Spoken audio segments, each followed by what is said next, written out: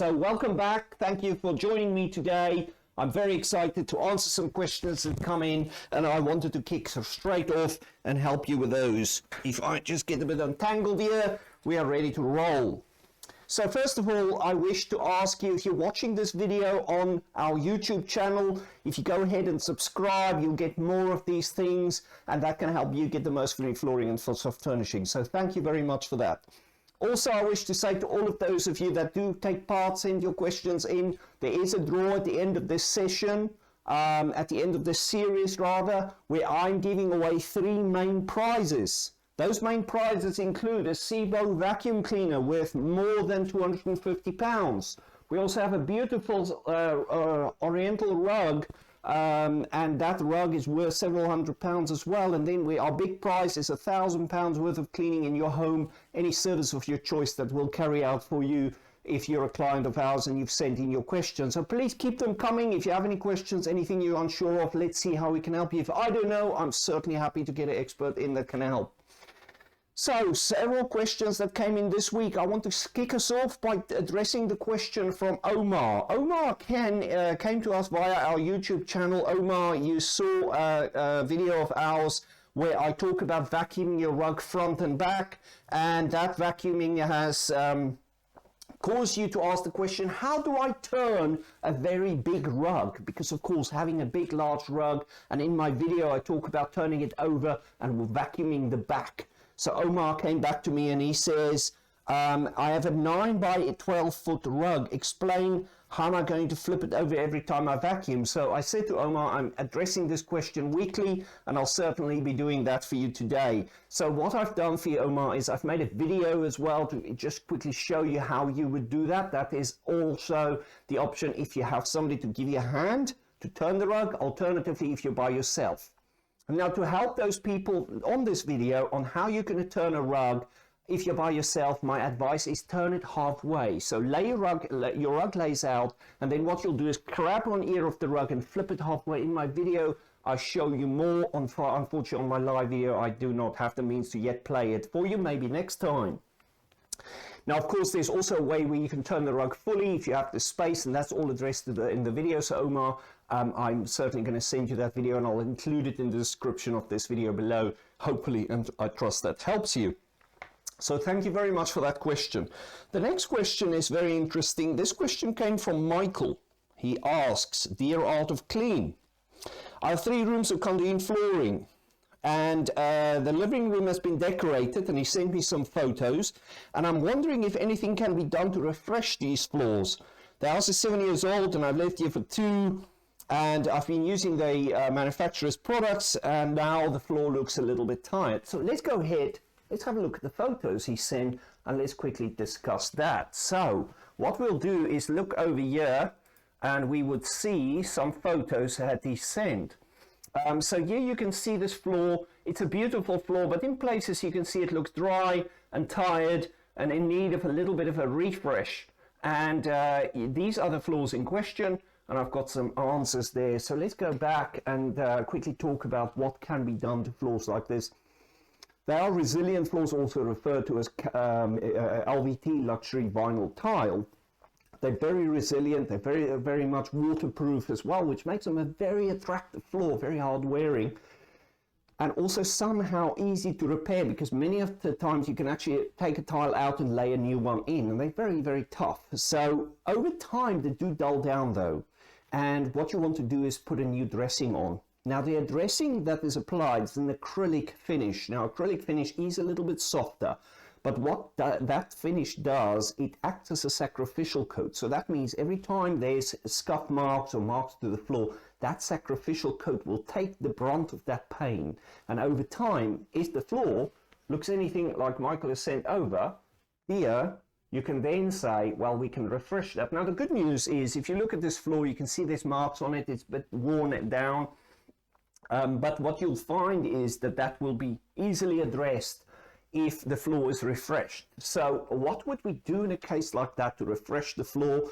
Unfortunately, in my attempt to give you the tools to refresh a floor like that yourself is not something I would say is you would be capable of in a normal situation, because you need advanced machines that can do the work, and then something that rinses that floor down.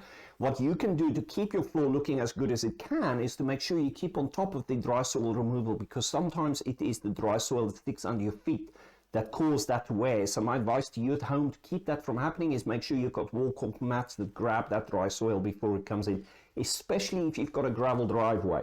The gravel driveway breaks those little bits of sand up and it brings it into the home, and that causes wear on that floor. So now I'm going to talk about what we will do once you've taken the care you can to protect your floor, and then how you can take care of making that floor keep looking good.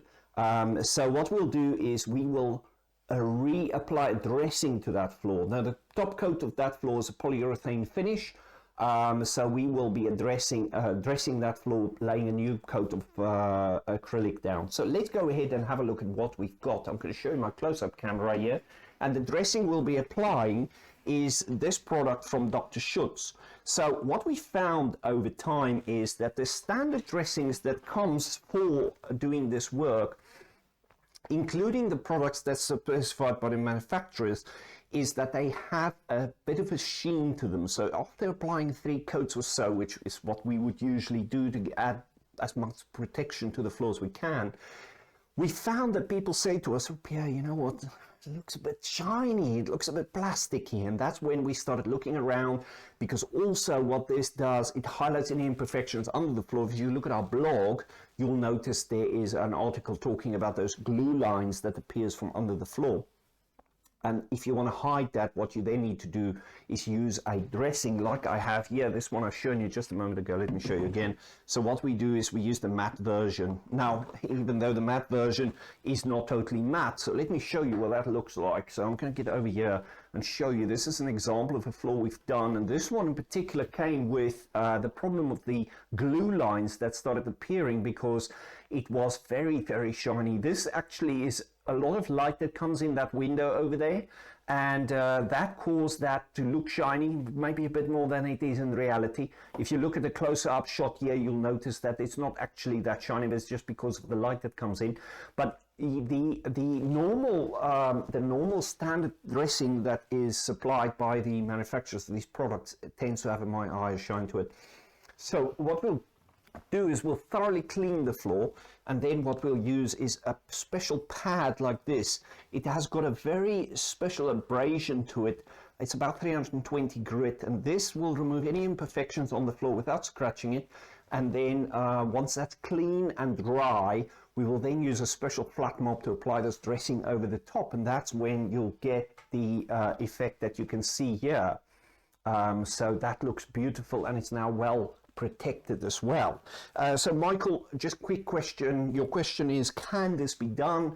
Recapping the answer, I want to help you at home as much as possible. So keep that walk-off mat clean.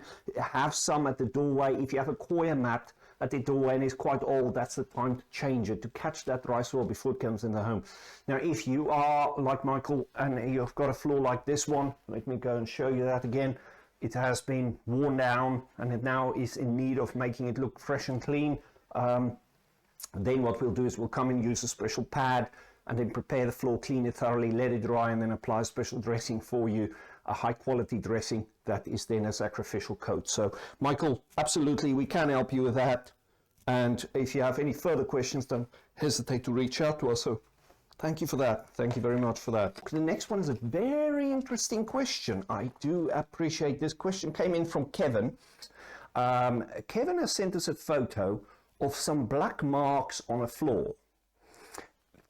Now, the black marks you see in question here, can you see what they look like? They look like something that many of us will have at home. Let me show that to you again and see if you can notice what that is. Look there. Can you see the pattern? That's correct. Yes, that's right. The dog brought those marks into the home, and that's on a wooden floor that's been oiled. And you can see the footprints all over the floor. So Kevin reached out to us and he said, "Hey, what's going on here? Can you help me with this?" Let's have a look at his question. It's an engineered floor, installed October, has a hard wax oil finish, and they can't remove the paw prints, soil from the dog. My feeling is they've gone cleaned, scrubbed through the oil, and the soil has gone into the wood. What do you think? So let's help Kevin out here. What we have here is a chemical reaction you would not believe. This time of year is the time when you're going to get the lawn looked at. It's a great time of the year to make sure that we address the moss, and that's what I actually do at home. I've done, and I ordered some product in, and that's what also made this such a coincidence that this question just came in time. Let me show you what I'm talking about. So I have something here that we all will probably get to make sure we look after the lawn. So what I have here is some fertilizer, and this fertilizer also deal with a moss issue. So iron oxide is the way to deal with moss, so that kills off the moss. Now I also have a little pack here of iron oxide. Let me show you that. This is iron oxide, so this product is mixed in, of course, worked into this fertilizer, and we spread that on the lawn.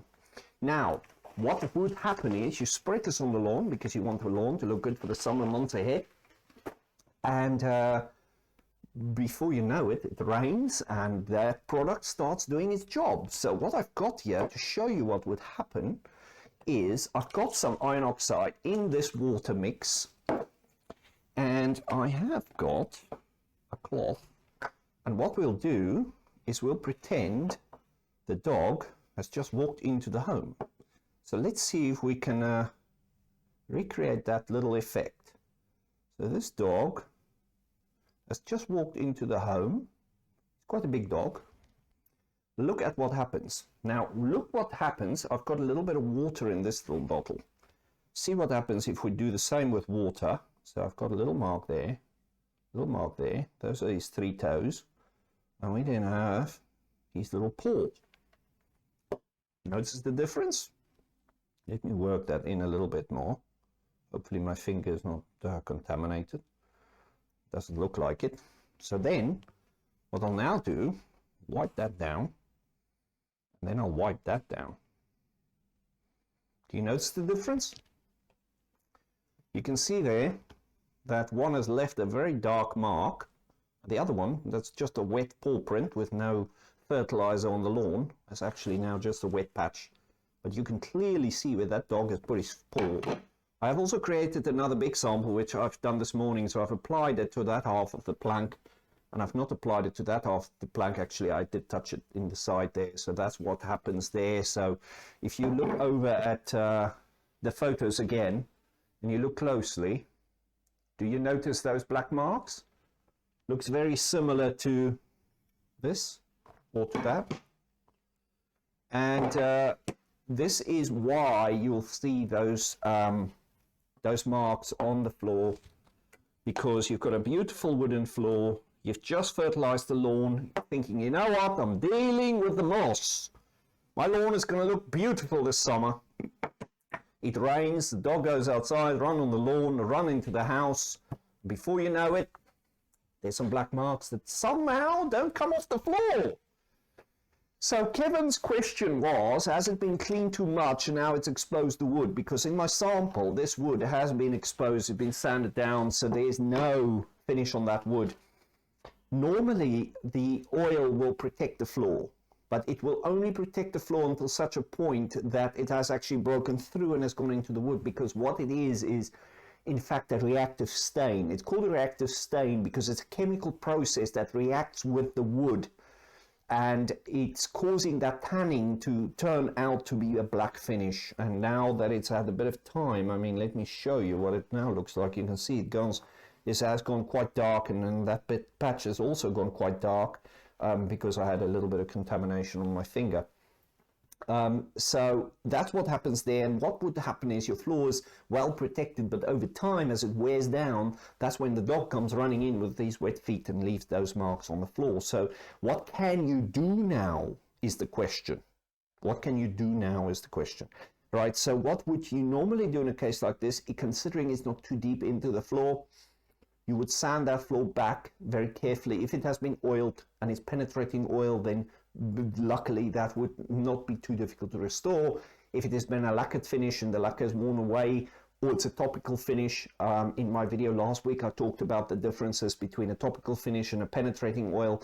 Then unfortunately, if it's a topical finish, then you would need to sand it fully back, and then you need to refinish the whole floor, because you can't just do a patch repair as such. But if it's a penetrating oil, then you can, but usually the dog would of course run through the whole kitchen, unfortunately, unless you're lucky and it's only one area and you can stop on a board. So Kevin, thank you very much for your question there. I would say that if you're going to apply the fertilizer to the lawn, then make sure that you consider that the dog might run in, so keep him out, him or her out, in case that would happen. So Kevin, thank you very much for your question there. The next question came from Sarah. Sarah's asking, we're looking to get our marble tiled floor cleaned and resealed. When we can move most of furniture, but do not know how to remove the kickboards and fix cupboards so that the treatment can be extended underneath. Now, this is a question from Sarah. She's a client of ours. She came to us and said, listen, I want my floors done, but I'm not totally sure how you're going to get under. So I said to her, Sarah, you know what, I'm going to answer this question on the live Q&A because it can benefit many people. If you have your floors, your stone floors polished, the big concern is, of course, that moisture going under the skirting board into the wood, and then it swells it up. So what we do is we work with as little moisture as possible, and we've never really had a problem, but we always point out to clients, listen, inevitably we need to put cleaning solutions on the floor, and you will have a little bit of ingress. So it's very important to remove those skirting boards. So what happens with the skirting board, sometimes it's hidden where you can actually remove it, and sometimes it's a little bit of a Lego piece where you need to take one out to get the other one out. So just go around looking carefully, and sometimes it helps if you lay down on the floor and you look under the skirting board, because there's a little hole where you can put your finger in and then pull the first one out, and once the first one is out, the next one comes out easily. The other thing is, I have a piece of stone here for a later question, but I'll quickly show you this piece of stone here. This is a marble tile that was just polished, and what we'll have is, if I can use this piece of wood as your example of your wall. So your wall is just down here, and of course it's very difficult if you imagine this in fact not a wall but rather a skirting board that sits under or the kickboard that sits under the unit, that you have quite a bit of shadow that was created here. So if you finish your polishing on here, you don't always get this glossy finish. You see the glossy finish here just in front of my finger. That's where the light is reflecting. That finish you don't always get to the very edge of the tile, because it's very difficult to get the machine right there, and otherwise you can damage the skirting. So what would happen is you will polish up to as close as you can without causing damage to the kickboards or the skirtings for that matter. But because there's that shadow, you never see it actually. But if you're very critical and look at it, and also the downside is if you have a lot of windows that bring light in and it actually lights up that corner, that's when you'll see that it doesn't show up so well.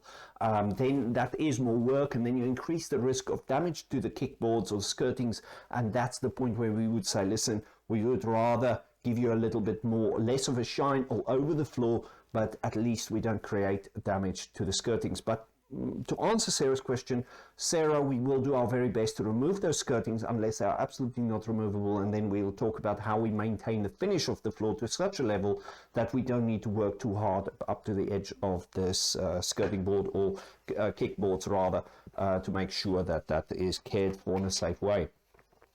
And this was Felicity.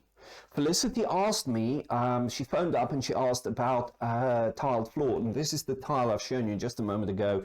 She has had a leak in the bathroom, and the tiles under the on the corner where the leak was had to be broken to pick them up. And when they broke these tiles and they picked those tiles up, they fixed the leak, but then realized, heck, we need to get tiles to replace it. And the tiler has found some tiles, but then discovered that there's a gloss level difference. So that means the shine to the original tiles are more than the shine to the new tiles. So let's go over there and have a look at those, and I'll show you quickly what she sent us. So these are pictures of the tiles that came before. So in the photo you can clearly see that bit is the old tile, this is the new tile, and you can see there that the new tile is very matte finish, and this tile over here has got much more of a shiny finish. So how can we help her how can we help Felicity so that she can get her lovely new tiles to fit in to, you can see here where the tile's been removed. So that tile has been removed and that tile has been removed. So they need to cut these tiles to fit. Luckily it's behind the door, but still if the door opens up a little bit more, you would notice that there's a very significant matte tile in that section rather than a shiny tile. As you can see, the other tiles are a bit more shiny. You can see it just there. So what to do was Felicity's question, and of course polishing these tiles in the home is probably giving you a uniform finish of the whole bathroom, but she said, listen, my bathroom is so tiny, I just want to finish it for now and then later make a plan as to what I'm going to do. So Felicity came to me and she said, how can I do this? I spoke to Felicity and said, listen, Felicity, bring those tiles over, let's have a look and see how we can help, because this is what we're about. We want to add value to you at the moment. We know not everybody's able to get somebody in the home to do the work, so let's see how we can help. So Felicity brought those tiles over, and as you could see in the picture, they were quite matte. So here's what we did, and I'll show you this tile again. You did see it earlier, but I'll show you again. So this is the tile after we've polished it. So you can see there's a nice shine to this tile, and this is easily done. So if you might have a tile that had to come up and you need to deal with some problems and you don't want it to, the finish don't match, then give us a call. I'm more than happy to answer any questions you have and see how we can do this, because actually we can also do the reverse. This means that if you have a matte tile and you can only buy a shiny tile, as long as it's stone like limestone or travertine or marble, then we can actually polish it up, or we can actually polish it down so that it can match it a little bit closer.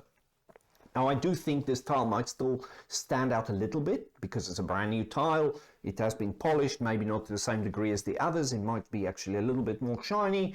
But at least it's now going to blend in better. So let's go ahead and see how did we do this. We did this by simply using a very special set of pads.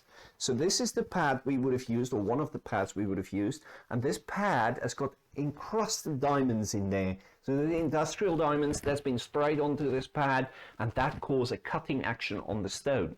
So it's cutting that stone, and then over different grit levels, we'll start with a coarse one, then a finer one, and even a finer one, and I've only used 3. Normally you can go up to 6 or even more different levels of cutting. And then after the cutting, what we then do, we go ahead and we use a polishing powder. So a polishing powder is, let me show you this. So what we have is that product there.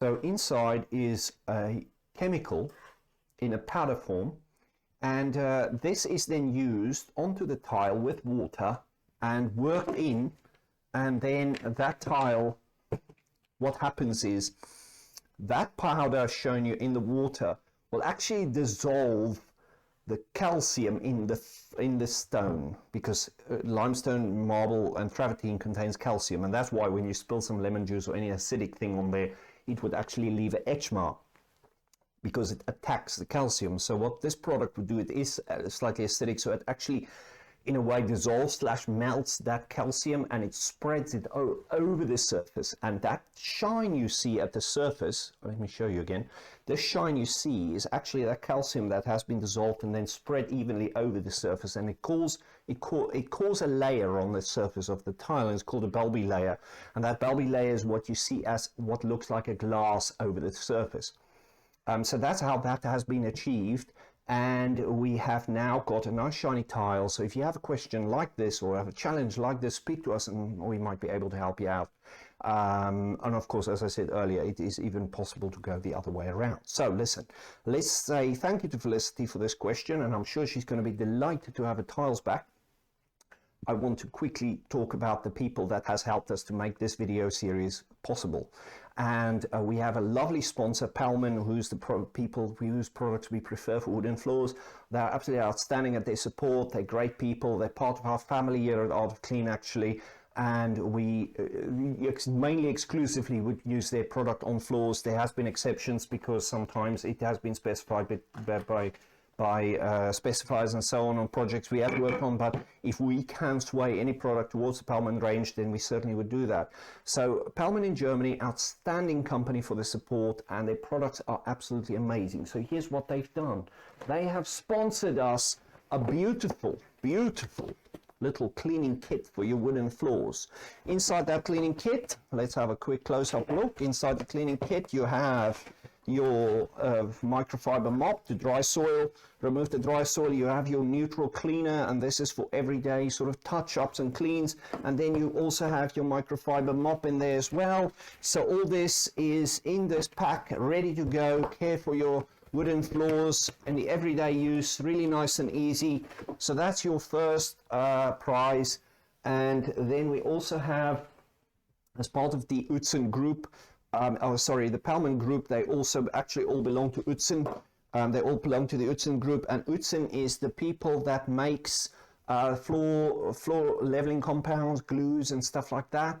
And they have sponsored us some t-shirts as well, Utzen t-shirts. So I have 2 Utzen t-shirts, and I've got my cleaning kit that I'm giving away today to one of our lucky people that are submitted a question to us. So I want to say thanks again to those people that submitted your questions. Let's quickly have a look at those names again. We have Omar that asked about the rug. We've got Michael that asked about the luxury vinyl tile clean, or Karndean rather. We have Kevin that submitted that excellent question about the black marks on the wooden floor. Sarah talked to us about the polishing of stone floors right up to the skirting and kickboards under the units. And then we have Felicity that asked, how do I deal with those tiles that are broken and now they don't match? So for those people, I have over the board over there, hang on.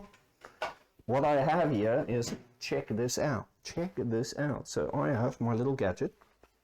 Let's go over there and check that out. So watch this. I hope it's going to work. Here we go. There we go. So the lights are on and we're ready to rock and roll. So those are the people's names on the board there. And let me go ahead and quickly go back to that scene. And then what we have is, you can see the names of those people that submitted their question. And then we have the spin again boxes, and some people hasn't got a name on, so they will have a spin again. You see there, I'm on a spin again. So let's see who's going to be our winner today, and everybody that has submitted the question today will go through to the final draw. Let's have a look.